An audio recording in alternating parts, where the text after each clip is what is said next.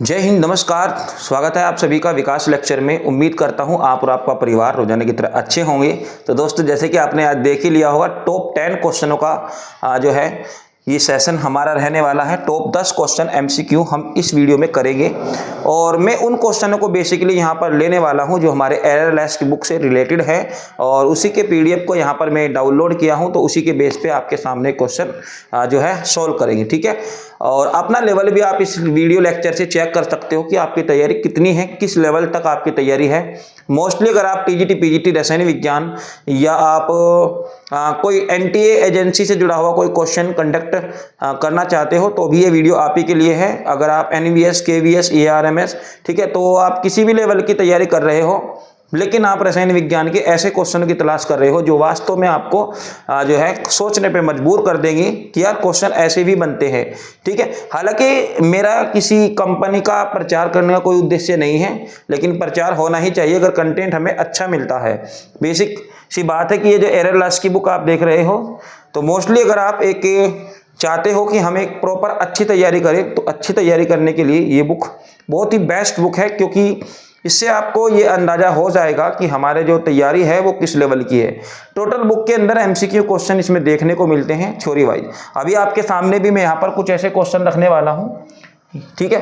तो ये हमारे पास कुछ क्वेश्चन है और क्वेश्चन का जो लेवल है वो थोड़ा जीरो लेवल से टफ लेवल की तरफ इशारा करता है, ठीक है, आप ऐसा समझ सकते हो। तो सारे के सारे क्वेश्चन हम चारों ऑप्शनों के साथ क्लियर करेंगे, आपका डाउट अधूरा नहीं रहेगा और आप खुद भी यहाँ पर अपना लेवल चेक कर पाएंगे साथियों, ठीक है। तो वीडियो को आपको स्किप नहीं करना है, लेक्चर को पूरा देखना है, सुनना है, समझना है। यकीनन अगर आप इन 10 क्वेश्चनों को मेरे साथ करते हो तो आपको अपनी तैयारी का भी पता चल जाएगा, आपकी खोपड़ी के अंदर कितना मटेरियल भरा हुआ है वो भी आपको पता चल जाएगा, ठीक है। तो मैं हूँ विकास कुमार, आपका साथी, ठीक है। तो चलिए मेरे साथ आप कुछ क्वेश्चन करेंगे सॉल्व। और ये हमारे जो क्वेश्चन होते हैं भाई, इस बुक की थोड़ी सी एक खासियत जो है मुझे अच्छी लगती है, क्योंकि इस बुक में जो क्वेश्चनों का जो हेडिंग होता है उस हेडिंग से संबंधित जितने भी मोस्टली क्वेश्चन हैं तो उसी के हिसाब से यहाँ पर क्वेश्चन बने हुए हैं, ठीक है। और ये जो आप देख पा रहे होंगे एक क्वेश्चन सीरीज का ही यहाँ पर जो है ये मैं लिया हुआ हूँ, ठीक है। और इसमें आपको बताऊंगा कि जो क्वेश्चन का जो लेवल है वो क्या रहने वाला है, ठीक है। तो क्वेश्चन का लेवल क्या रहने वाला है देखिए।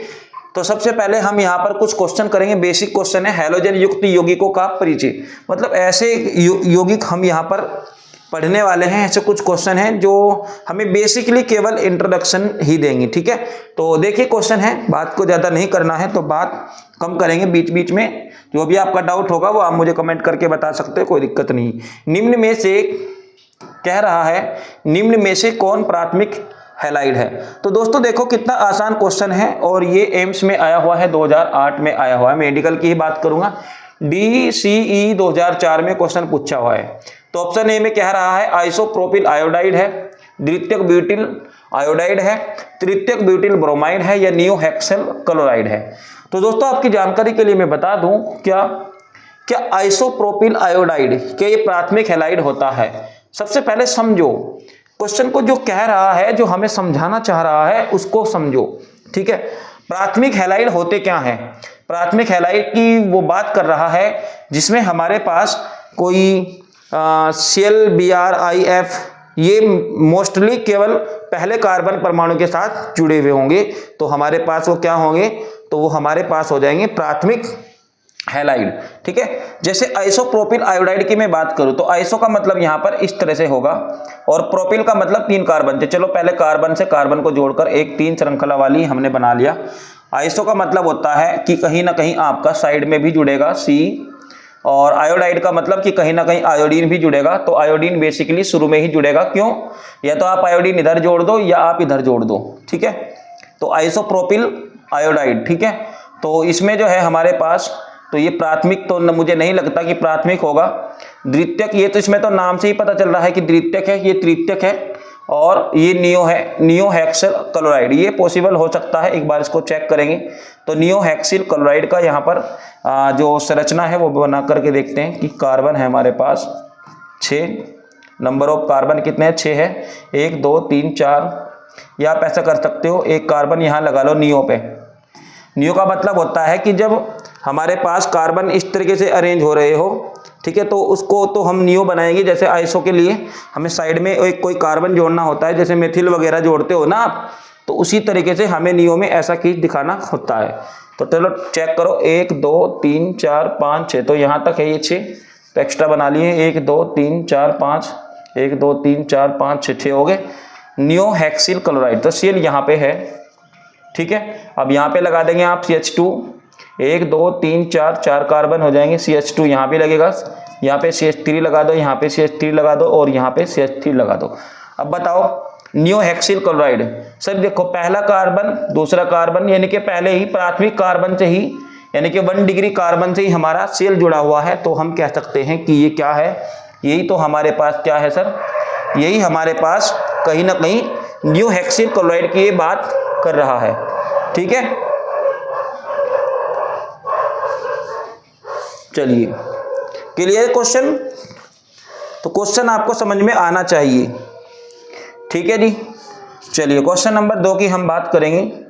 क्वेश्चन नंबर 2 में कह रहा है एल्किल हैलाइड का सामान्य सूत्र क्या होता है जी, ठीक है। आपको जब मैं इसका फुल लेक्चर कराया था हेलो एल्केन हेलो एरीन का, तो हेलो एल्केन के बारे में मैं आपको डेफिनेशन भी बताया था और इसका बेसिक सूत्र भी आपको बताया था, क्या ये होगा ये होगा ये होगा, बताओ। अब सभी में X दे दिया, ठीक है। अब बच्चा वहां पर गड़बड़ क्या करता है, हालांकि किसी में आया हुआ नहीं है, बट यहाँ पर दिया हुआ है, इंट्रोडक्शन हमारा चल रहा है, तो इसमें एक क्वेश्चन दे दिया, तो CnH2n+1, तो यही इसका बेसिक फॉर्मूला होता है, इसमें ज़्यादा आपको कंफ्यूज होने की जरूरत नहीं है मेरे भाई। तो हमारे पास इसका बेसिक फॉर्मूला केवल सिर्फ और सिर्फ यही होगा, ठीक है।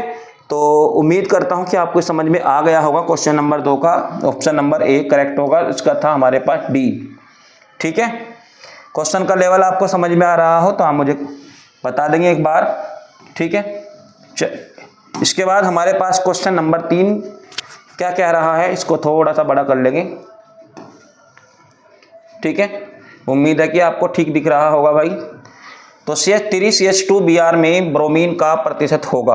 सबसे पहले ऐसे क्वेश्चन को करने के लिए आपके पास एक फॉर्मूला होता है परसेंटेज निकालने के लिए, वो होता है ब्रोमीन का अणुभार और बटे कार्बनिक यौगिक का अणुभार, कार्बनिक यौगिक का अणुभार, कार्बनिक यौगिक का अणुभार, ठीक है सर। तो ये मेरे पास एक फॉर्मूला है और यहाँ पे लगा लेंगे आप 100। अब ब्रोमीन का अणुभार कितना होता है, सबको पता है कितना होता है सर, 80 होता है, तो यहाँ पे आप 80 लिख देंगे। और कार्बनिक यौगिक का अणुभार, इसका अणुभार आप चेक करेंगे, तो देखो चेक करो, तो C का कितना हो जाएगा सर, 12 हो जाएगा। हाइड्रोजन का कितना हो जाएगा, 1, हाइड्रोजन का 1 हो जाएगा, 1 गुणा 3 प्लस C का फिर से 12 आ जाएगा, और प्लस हाइड्रोजन का 1 गुणा 2 प्लस 80, इसको देखो तो 12 प्लस 3 एकम 3 प्लस 12 और प्लस 2 एकम 2 प्लस 80, इसको जोड़ेंगे आप, ठीक है। तो 12 और 12 24, 24 और 5 कितने हो जाएंगे, 29, 29 और 80, तो 29 में जो है आपको 80 जोड़ना है, तो 9 और 0 109, 109 जो है आपको यहाँ पे मिल जाएगा और गुणा 100, ठीक है। तो जब आप इसको सोल्व करोगे तो मुझे लगता है कि कहीं ना कहीं ये हमारा 75% की तरफ इशारा करता है। आप इसका स्क्रीनशॉट ले लीजिए, इसकी कैलकुलेशन करके देख लेंगे, तो ये लगभग हमारा जो ऑप्शन नंबर B है 75% आ जाएगा, ठीक है। 8000 को 109 से जो है आप डिवाइड करेंगे, ठीक है, तो ये हमारा आ जाएगा 75%, ठीक है। समझ में आया आपको, ठीक है। ये इसका फॉर्मूला होता है, और ये जरूरी नहीं है यार कि हमारे पास केवल यही क्वेश्चन आए, तो हमें किसी भी लेवल का क्वेश्चन यहाँ पे मिल सकता है, जरूरी नहीं है कि Cl के लिए, F के लिए, I के लिए भी आ सकता है, ठीक है। तो आयोडीन का जो अणुभार होता है वो कितना होता है, या परमाणु भार बता दो, कोई दिक्कत नहीं है, ठीक है। अणुभार परमाणु भार यहाँ पे कोई दिक्कत नहीं है, ठीक है, समझ में आना चाहिए। आप द्रव्यमान भी लिख सकते हो इस फॉर्मूले में, आप द्रव्यमान, ब्रोमीन का द्रव्यमान लिख सकते हो, है ना, ब्रोमीन का परमाणु भार लिख सकते हो, ये आप लिख सकते हैं, कोई दिक्कत, ठीक है, नहीं। चलो, लेकिन यहाँ पे तो आपको अणुभार ही लिखना पड़ेगा, क्योंकि ये तो यौगिक की बात करेगा ना, ठीक है। अब ब्रोमीन तो हमारे पास क्या है, एक अणु है, तो अणु के लिए तो हम यहाँ पे अणु भार लिख रहे हैं Br2, ठीक है। और कई बार बच्चे क्या लिखते हैं कि परमाणु भार भी लिख सकते हैं, ठीक है। लेकिन जो ब्रोमीन होता है गैसियस कंडीशन में होता है, गैसीय अवस्था में होता है, तो सबको पता होगा जब ब्रोमीन Br2 है तो इसका मतलब कहीं ना कहीं अणु की ये बात कर रहा है, आणविक स्ट्रक्चर की बात कर रहा है, तो अणुभार लिख सकते हो, कोई दिक्कत नहीं है। परमाणु की बात करेगा तो परमाणु में भी आप लिख सकते हो। कई बार तो बच्चे इसमें ये लिखते हैं कि ब्रोमीन का आणविक द्रव्यमान या अणुभार, ठीक है, या खली द्रव्यमान लिख सकते हो आप, ठीक है। तो ये कोई दिक्कत नहीं है, बट आपका जो तरीका है वो सही होना चाहिए, ठीक है। चलिए सर, इसके बाद नेक्स्ट क्वेश्चन की बात करेंगे, ठीक है। क्वेश्चन नंबर 4 हमारे पास है benzene hexachloride BHC, benzene hexachloride BHC में पाई बंधों की संख्या कितनी होती है। तो मेरे लाल आप मुझे बताओ बेंजीन हेक्साक्लोराइड का बेसिकली फॉर्मूला क्या होता है। तो आपकी जानकारी के लिए बता दूं, बेंजीन का सूत्र क्या होता है C6H6, लेकिन इसके साथ हमारे पास जो है 6 क्लोरीन भी आ जाएंगे सर, ठीक है। 6 क्लोरीन भी यहाँ पर आ जाएंगे। देखो जरा कैसे होंगे, एक कार्बन, दूसरा कार्बन, तीसरा कार्बन, ये चौथा कार्बन, ये पांचवा कार्बन, छठा कार्बन, और यहाँ पर एक हाइड्रोजन भी है, हाइड्रोजन भी है सर, हाइड्रोजन भी है, हाइड्रोजन भी है, और एक एक क्या लगा देना है आपको, क्लोरीन लगा देना है, इसके साथ भी क्लोरीन, 6 क्लोरीन आपको लगा देने हैं। तो ये हो जाएगा हमारे पास बेंजीन हेक्साक्लोराइड। 1 2 3 4 हो गए 4 बॉन्ड, ऐसे ये 1 2 3 4 4 बॉन्ड हो गए। तो डबल बॉन्ड तो नहीं लगा। अब पाई बॉन्ड क्या होता है, पाई बॉन्ड कह रहा है पाई बॉन्ड की संख्या कितनी होती है।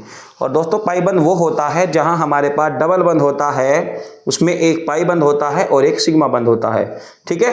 लेकिन यहाँ पे क्या होगा, अब यहाँ पे तो सारे के सारे सिंगल बॉन्ड ही रेंज है। अब जब सिंगल बॉन्ड है तो सिंगल बॉन्ड तो केवल क्या होगी, पाई बॉन्ड तो नहीं होगा, ये तो सिग्मा बॉन्ड ही होगा, ठीक है। अब जो डबल बॉन्ड होता है हमारे पास एक पाई बंध होगा और एक सिग्मा बंध होगा, कोई सा भी लगा सकते हो, इससे तो कोई दिक्कत नहीं है। और अगर हमारे पास 3 बंध हो तो ये पाई ये सिग्मा होगा।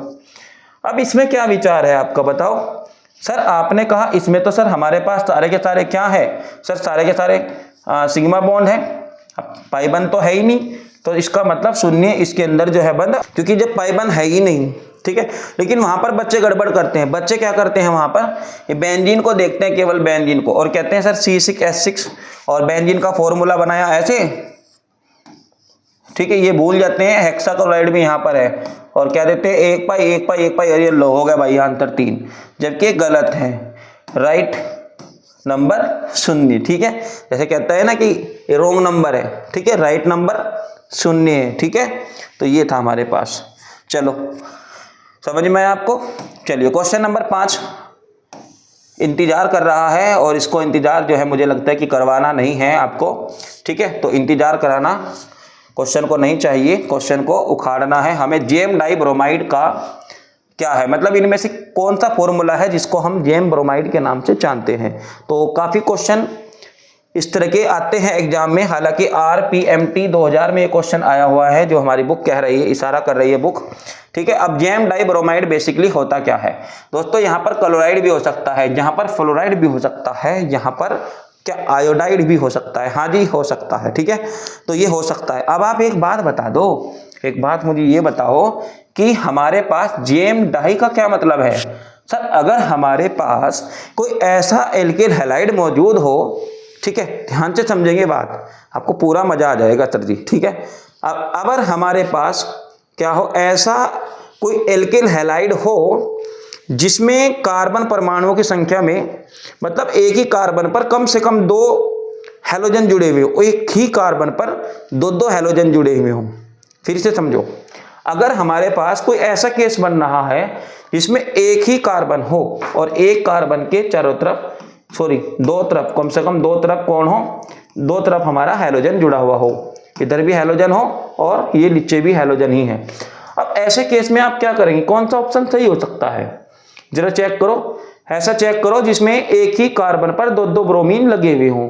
तो एक कार्बन ये है और इस पे ब्रोमीन ये तो नहीं है, क्योंकि ये अलग अलग जोड़ दिया, ठीक है। इसमें ये जो आप ब्रोमीन देख रहे हैं ना, ये एक ब्रोमीन इस यहाँ पे जुड़ा हुआ है, और फिर इसके बाद ऑक्सीजन जुड़ेगा, फिर इसके बाद ब्रोमीन जुड़ेगा, इस ऑक्सीजन के साथ यहाँ पर ब्रोमीन जुड़ेगा, ठीक है। और इसके बाद अगर मैं ऑप्शन नंबर 2 को देखूं, बी को देखूं, तो बी में क्या रहा है, CH3 CBr2। हाँ ये हो सकता है, CH3 CBr ऊपर दे दिया और Br नीचे भी दे दिया, तो यही है हमारे पास। ठीक है, तो ये हमारे पास है, ये भी नहीं है, अलग अलग है। ये इसमें तो एक ही ब्रोमीन है, तो ये भी नहीं है। तो ज़्यादा धनात्मक आंसर हमारा कौन सा है सर, बी ऑप्शन हमारे पास ज़्यादा अच्छा ऑप्शन है, क्योंकि इसमें वही केस फॉलो हो रहा है जो मैं आपको बताया हूँ। तो GM डाइब्रोमाइड, अच्छे बच्चों की हालत खराब हो जाती है वहाँ पर इस तरह के क्वेश्चन देख करके। तो हमारे पास GM डाइब्रोमाइड का फॉर्मूला क्या होगा, CH3 CBr2 CH3। तो will be the option number B is correct. ठीक है, चलो आगे बढ़ेंगे। लेवल आप चेक कर रहे होंगे अपना, आपके माइंड के अंदर किस तरह की चीजें भरी हुई है केमिस्ट्री से संबंधित। ठीक है, अदरवाइज हमारे पास यहाँ पर बायो के, भौतिक विज्ञान के सारे हम क्वेश्चन यहाँ पर करेंगे। बट आज ये जो मैं वीडियो लेक्चर लेके आया हूँ इसमें केवल 10 ही क्वेश्चन कराऊंगा, ज़्यादा नहीं कराऊंगा, इसलिए आपको पूरा देखना है, स्किप नहीं करना है। ठीक है, और एक चीज़ तो यहाँ पे मैं आपको सर क्लियर कर दूँ, केवल जो बच्चे पढ़ने वाले हैं, जो कैंडिडेट सीखने वाले हैं, ठीक है, समझने वाले हैं, केवल उन्हीं के ये लेक्चर चल रहा है। तफरी वाली बात तो यहाँ पर नहीं है, ना ही इतना हमारे पास समय है कि हम आपको इधर उधर की बात जो है बताएं। ठीक है, और आपका टाइम ख़राब करें। ठीक है, तो इतना तो टाइम नहीं है, बट फिलहाल पढ़ाई पे ध्यान दो। तो ये मेरे पास है, अणुसूत्र C3H7Cl वाले यौगिक के कितने संरचनात्मक समावयवी बन सकते हैं। तो मेरे लाल पहले तो आपको इसको क्या करना है, पहले तो आप इसको लिखो, कार्बन से कार्बन को जोड़ो। तरीका मेरा केवल एक ही है, जो मेरे पास कोई इस तरह का सूत्र होता है तो मैं सबसे पहले इसका क्या करता हूं, सबसे पहले कार्बन को कार्बन से एक कार्बन से जोड़ता हूं। ठीक, अब क्लोरीन कितने हैं सर, 1 क्लोरीन है। चलो पहले लगाओ भाई, 1 क्लोरीन को कहां लगाओगे आप, तो चलो क्लोरीन को मैं यहां जोड़ दूं पहले। ठीक है, अब हाइड्रोजन का करो इलाज, CH3 CH2 और CH2। ठीक है, 7 हाइड्रोजन है, 3 और 2 5 और 2 7, तो सब कुछ सही है। अब इसके जैसे आप एक फॉर्मूला और बना सकते हो। ठीक है, देखो इसका एक फॉर्मूला और बना दो, ऐसा भी तो बना सकते थे आप, बताओ, ऐसा नहीं बना सकते थे आप, बताओ। अब यहाँ पे हाइड्रोजन कितने हैं, 3 4 और 3 7 हाइड्रोजन है, कोई दिक्कत नहीं है। Cl एक है, और कार्बन कितने हैं, 3 1 2 3, तो 2 सूत्र बने, एक ये। अब कुछ बच्चे सोच रहे होंगे सर हमें Cl इधर जोड़ देना चाहिए। भाई अगर आप Cl इधर जोड़ दोगे तो फिर भी तो यही है, फिर भी तो आपको ये शुरू से ही गिनना पड़ेगा। तो सेम संरचना है, तो कितनी संरचना बनी टोटल, 2। इसका मतलब ऑप्शन नंबर ए हमारा ज्यादा धनात्मक ऑप्शन जो है हो जाएगा। तो हमारे पास अणुसूत्र C3H7Cl का जो समावयवी है वो ऑप्शन नंबर ए के साथ चला जाएगा। ठीक है, समझ में आया, देखो कितना इजी क्वेश्चन था। चलिए क्वेश्चन नंबर 7 की हम बात करेंगे, J&K। ठीक है, CET 2015 में 5 में क्वेश्चन आया हुआ है हमारा। ठीक है, चलो इसको चेक करो। वह यौगिक जिसमें 1 डिग्री 2 डिग्री 3 डिग्री एवं 4 डिग्री के कार्बन परमाणु उपस्थित हैं। अब यार ऐसे प्रश्न को हम कैसे करेंगे। ठीक है, अब ऐसे प्रश्न को कैसे करेंगे सर, सबसे पहले हमारा काम है जो 4 ऑप्शन है, तो चारों ऑप्शनों पे गौर करना। अगर आपको कोई क्वेश्चन समझ में नहीं आता ना, तो आप चारों ऑप्शनों को पढ़ो, हो सकता है ऑप्शन आपको डिफरेंट लग रहा हो, तो अगर आपको कोई ऑप्शन अलग लग रहा हो बस चिपका दो वही आंसर। अब आपने कहा सर 1 डिग्री 2 डिग्री का हमें मान लो पता नहीं चल पा रहा, तो ऐसे केस में आप क्या करेंगे, सबसे पहले आप पहला दूसरा तीसरा ऑप्शन जो है इसकी संरचना को लिखेंगे। ठीक है, चलो लिखो। तो मेरे पास क्या है, ये 2,3 डाई मेथिल पेंटेन। फिलहाल मेरे हमें कोई भी ऑप्शन करने से पहले क्या करना होता है, इसमें ऐसे क्वेश्चन में क्या करेंगे, 2 3 डाई मेथिल पेंटेन। तो सबसे पहले 5 कार्बन हमें यहाँ पर अरेंज करने हैं, 1 2 3 4 5 कार्बन हो गए। लेकिन एक दिक्कत है यहाँ पे, इसमें कह रहा है 2,3 डाई मेथिल। अगर मैं यहाँ 2 और 3 पे जोड़ दूँ डाई मेथिल, तो CH3 यहाँ पे लगाना पड़ेगा आपको। ठीक है, तो CH3 आपको यहाँ पे भी लगाना पड़ेगा, बिल्कुल। तो लगा दो, कोई दिक्कत नहीं है। तो यहाँ पे लगाया आपने CH3, यहाँ पे CH2 CH3, यहाँ पे आपका CH हो जाएगा, यहाँ पे CH3 हो जाएगा, यहाँ पे आपका CH3 हो जाएगा। अब आप नंबरिंग यहाँ से करोगे 1 2 3 4 5। ठीक है, अब इनमें से कौन सा यौगिक आपको छांटना है कि ये हो जाएगा हमारा 1 डिग्री, ये 1 डिग्री है। और 1 2 3 ये 3 डिग्री है क्योंकि 3 कार्बन से जुड़ा हुआ है। 1 2 3 ये भी 3 डिग्री, ये 2 डिग्री, 1 डिग्री 1 डिग्री 1 डिग्री। अब इसमें 4 डिग्री नहीं है ना ही 3 डिग्री है। 3 डिग्री तो है, 4 डिग्री नहीं आया, इसका मतलब ये ऑप्शन नहीं ठीक होगा। समझ रही ना बात आप। 3 क्लोरो 2,3 डाई मेथिल पेंटेन। अब इसको चेक करते हैं, इसको चेक करो सर, इसकी संरचना बनाओ।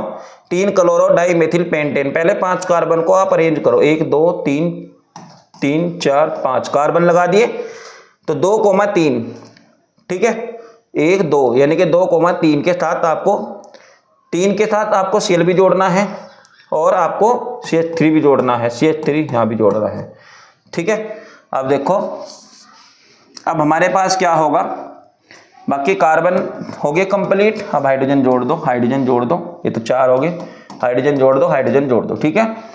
तो 1 degree, 1 2 3 3 degree, 4 degree, 1 degree 1 degree, 2 degree 1 degree, ठीक है। अब आप ये सोच रहे होंगे कि sir 1 degree 2 degree 3 degree 4 degree का कैसे पता चलता है। तो देखो, जब हमारे पास कार्बन एक कार्बन के साथ बॉन्ड बना रहा है तो 1 डिग्री, और यहाँ पर इसके 3 तरफ कार्बन है, इधर कार्बन इधर कार्बन इधर कार्बन, तो इसका मतलब 3 डिग्री। यहाँ पे 4 कार्बन, ठीक है, मतलब चारों ही हमारे पास क्या है, कहीं ना कहीं अलग बॉन्ड बना रही है। 2 1 2 इधर है और एक वो इसके साथ ही केवल, तो 1 डिग्री। तो इसका मतलब हमारे पास ऑप्शन नंबर 2 इसका सही है। आगे जाने की तो जरूरत ही नहीं है क्योंकि यहाँ पे सारे के सारे जो है हमारे पास अरेंज हो रहे हैं, ठीक है। आई होप आपको समझ में आ रहा होगा, ठीक है। चलिए, कोई डाउट हो, कोई किसी तरह की दिक्कत आपको हो तो आप मुझे कमेंट करके पूछते रहो, कोई दिक्कत नहीं है। चलिए, क्वेश्चन नंबर नेक्स्ट की बात करेंगे। क्वेश्चन नंबर 8 हमारे पास, ये बस कुछ ही देर की बात है क्लास, ठीक है। DDT का पूरा नाम क्या है, DDT का पूरा नाम क्या है, ये हमें बताना है। और अगर मैं आपको बता दूं, DDT जो होता है वो सर ये होता है क्या,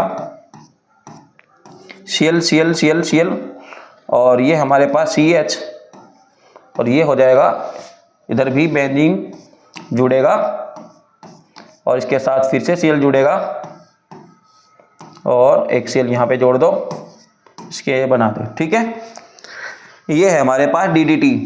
अब DDT ट्राइक्लोरो 1,1,1, देखो 1 डिग्री कार्बन है, तो एक यहाँ ये तीनों क्या है, 1 डिग्री यानी कि 1,1,1, पहले ही कार्बन पर 3 क्लोरीन जुड़े हुए हैं, तो 1 2 3। पी क्लोरोफेनिल, बिस का मतलब डाई, तो डाई के लिए इसने यहाँ 2 बिस लगा दिया, कोई दिक्कत नहीं है। तो इसका मतलब एथेन, CH एथेन के लिए हो जाएगा पी क्लोरोफेनिल, डबल ये लगे हुए, तो इसका मतलब हमारे पास फिलहाल ऑप्शन नंबर ए ही है। 1,1,1,1 ये तो नहीं होंगे क्योंकि यहाँ पे 3 क्लोरीन है, तो 3 क्लोरीन तो यही है शुरू में ही, तो ऑप्शन नंबर ए हमारा राइट आंसर है। आपको अगले ऑप्शन पे जाने की जरूरत मुझे नहीं लगता कि यहाँ पर पड़ी, लेकिन आप फिर भी पढ़ सकते हो, सारे के सारे ऑप्शन नज़र में निकाल लेने में कोई दिक्कत नहीं है, कोई बुराई नहीं है, ऐसा कह लो, ठीक है। तो ऑप्शन नंबर ए हमारा ज़्यादा धनात्मक है, इसके संरचना है DDT की, ठीक है। अच्छा, DDT का उपयोग क्या होता है, कमेंट करके बता सकते हो आप मुझे, DDT का क्या उपयोग होता है, ठीक है। बहुत अच्छा क्वेश्चन है, स्टेटमेंट वाले सवाल बनते हैं ऐसे, IIT में बेसिकली स्टेटमेंट वाले सवाल बनाएगा ये DDT। चलो ठीक है, देख लिया आपने, समझ लिया। चलो नेक्स्ट क्वेश्चन देखते हैं हमारे पास, क्वेश्चन नंबर ये बेंजाइलिडीन क्लोराइड है। अब बेंजाइलिडीन क्लोराइड क्या होता है सर, जिसमें हमारे पास 2 क्लोरीन हो बेंजीन रिंग के साथ जुड़े हुए और अलग से कार्बन के साथ जुड़े हुए हो, मतलब ये हमारे पास ये स्ट्रक्चर होती है CH, इधर भी Cl आएगा, इधर भी Cl आएगा। अब देखो, इसमें केवल 1 क्लोरीन है, 1 क्लोरीन है, इसमें 3 क्लोरीन है, ये भी नहीं होगा, ये है हमारे पास बेंजाइलिडीन क्लोराइड का फॉर्मूला क्या होगा सर, हमारे पास बेंजाइलिडीन क्लोराइड का क्वेश्चन नंबर 9 का जो हमारे पास ऑप्शन नंबर बी ज़्यादा पॉजिटिव हमें लग रहा है, ठीक है। चलिए क्वेश्चन नंबर नेक्स्ट और लास्ट, अंतिम क्वेश्चन, अंतिम प्रहार हमारे पास एक क्वेश्चन है लास्ट। इसी क्वेश्चन के साथ जो है हम लेक्चर को विराम देंगे, ठीक है। हाँ, एक बात तो आपको मैं एक क्वेश्चन करने से पहले आपको बता दूं, अगर आप मेरे चैनल पर पहली बार विजिट कर रहे हो, ठीक है, तो लाइक और सब्सक्राइब करे बिना आपको नहीं जाना है, ठीक है, क्योंकि मैं अक्सर आपको ऐसे ही कंटेंट, ऐसे ही क्वेश्चन आपको दूंगा जिनसे आपको बहुत ज़्यादा फायदा मिलेगा। आप रेगुलर क्लास को ज्वाइन कर सकते हो, जिसका कोई भी पे आपको नहीं देना होता है, एकदम फ्री में आप लोग जो है सारे के सारे गाइडेंस यहाँ पर मुफ्त एकदम फ्री ले सकते हो। किस तरह से आपको तैयारी करनी होती है, सारी की सारी आपको बात जो है मैं यहाँ पर बताता रहता हूँ लेक्चर के अंदर भी। और किसी भी प्रकार की तफरीह या कोई मजाक वाली बात तो होती ही नहीं है, क्योंकि मैं बात केवल पढ़ाई की ही करता हूँ। आप लोग रील देख सकते हो मोबाइल में, आपके बहुत सारी और भी चीज़ें हैं देखने के लिए, जिसको देख कर के आप अपने आप को हंसा सकते हो। ठीक है सर, समझ रहे ना बात आप। अगर केवल वास्तव में जो बच्चे पढ़ने वाले हैं, हमें केवल वो ही चाहिए, यही रीज़न है, हमें यहाँ पर ज़्यादा भीड़ नहीं करनी है, हमें केवल ऐसे स्टूडेंट्स चाहिए, ऐसे पढ़ने वाले अभ्यर्थी चाहिए, ऐसे भाई बंधु बहन चाहिए जो वास्तव में ही एकदम पूरे के पूरे कंसंट्रेशन के साथ पढ़ने वाले हों।